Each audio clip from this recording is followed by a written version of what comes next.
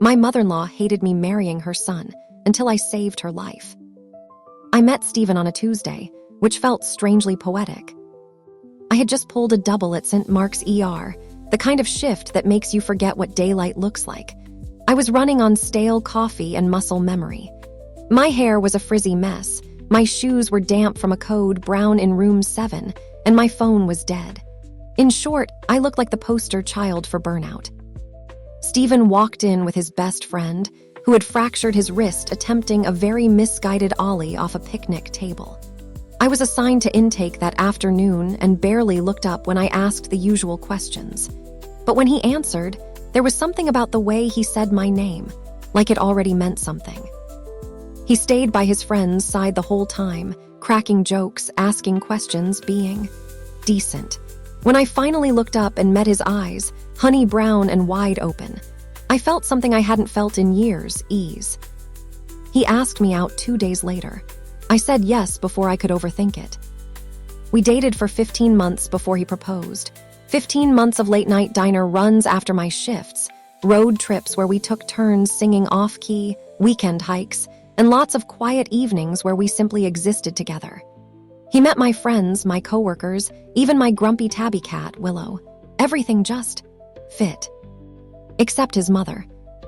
Linda was polite at first, the kind of smiley that made your skin crawl. When we were alone, her words always carried an edge. "So, a nurse?" she asked the first time we met, eyes flitting from my scrubs to my scuffed sneakers. "That must be rewarding." "It is," I said, keeping my tone steady. She sipped her tea. "I always thought Stephen would end up with someone a bit more ambitious, maybe a professor, or someone in tech, but I suppose caretaking is noble too." I bit the inside of my cheek. Healthcare is more science than sentiment. She nodded as if I hadn't spoken. Over the next year, things got worse. She made comments about my schedule, how I wasn't around enough for Stephen, how people in my line of work had high burnout rates. She once asked me, half joking, if I ever brought home bedbugs. Stephen tried to intervene. He really did. But Linda played the martyr card with expert precision. She never yelled, never cursed, just offered backhanded compliments, icy smiles, and well-timed sighs. Every time we left her house, I felt like I'd just sat through a final exam I hadn't studied for. When Stephen proposed, I was ecstatic. He took me to the botanical gardens during the tulip bloom, got down on one knee by the koi pond, and opened a ring box with a sapphire nestled in gold. I cried and said yes before he even finished the sentence. We called his parents that night. Linda said, "Oh," followed by, "Are you sure this is what you want?" The wedding planning was brutal. She criticized everything, said the venue was too trendy. The flowers were gaudy. My dress was fine, but maybe not the most flattering. She asked if we'd consider postponing until I had more time to prepare mentally for marriage. At one point, she suggested we scale the wedding down to a courthouse to save Stephen the pressure. I refused to rise to it. I had spent my adult life keeping people alive through trauma, loss, and chaos. I could survive a disapproving mother-in-law. We got married in the spring, surrounded by dogwood trees and people who actually wanted to see us happy. Linda came, of course, wearing a black dress and a string of pearls that looked like a choker on her tight-lipped smile. She didn't cry, didn't hug me, just nodded. Even after the wedding, her attitude didn't soften. We visited for holidays and birthdays. She treated me like a polite guest. I tried so hard to connect, to help, to be gracious, but it was like pouring tea into a cracked cup. Nothing stayed. Then came the moment everything changed. It was a warm September afternoon, Stephen's father's birthday. We were at their house in the suburbs. I had just finished awkwardly stirring cream into Linda's coffee when I heard a sound I'll never forget. A thud, not loud but final. I rushed into the living room and found her on the floor. She looked so small suddenly, her body curled like a comma at the end of a sentence. Her eyes were wide and unfocused. Her lips had already begun to turn bluish-gray. "Linda," I dropped to my knees and felt for a pulse. Nothing. "Call 911. I barked at Stephen's father, who stood frozen in horror. I tilted her head, opened the airway, started compressions. My palms found her sternum with the certainty of thousands of hours of muscle memory. 30 compressions, 2 breaths, repeat. Ribs cracked, sweat dripped. My heart beat fast, but my mind was calm. I could hear Stephen crying behind me, but I didn't stop.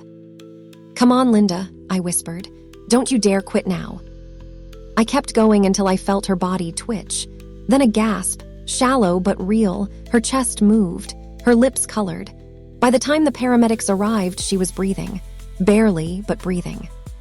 She was diagnosed with hypertrophic cardiomyopathy, an undiagnosed condition that can cause sudden cardiac arrest. If I hadn't started CPR when I did, the cardiologist said, she wouldn't have made it. I visited every day that week in the hospital. Not because I had to, because I wanted to. Because for the first time, Linda wasn't just Stephen's mother. She was my patient, my responsibility, and maybe, just maybe, something more. On the 3rd day, she looked up at me, her voice hoarse from intubation. "Amanda, thank you." I sat beside her and smiled. It's what nurses do. Tears rolled down her cheeks. "I was wrong about you." "You were scared for your son," I said gently. "I get it." She reached out and held my hand. "I couldn't have asked for anyone better for him, and I'm so lucky you were here." From that moment, things shifted. It didn't happen overnight, but it happened. She started calling just to say hello. She asked about my shifts, sent Stephen home with containers of soup for Amanda. We started baking together. She even taught me her pecan pie recipe, which I tweaked with sea salt and bourbon. She grudgingly admitted mine was better, then winked. On our 5th anniversary, she gave us a hand-stitched quilt, each square a memory. One had our wedding photo. One had fabric from the dress I wore the day Stephen proposed. One had the date she collapsed, embroidered in soft pink thread with the word reborn. Now I'm 41.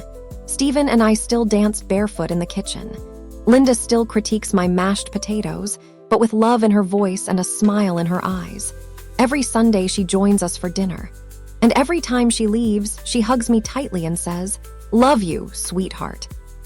Sometimes the greatest love stories don't start with romance. Sometimes they start with resistance. And sometimes with a single desperate breath.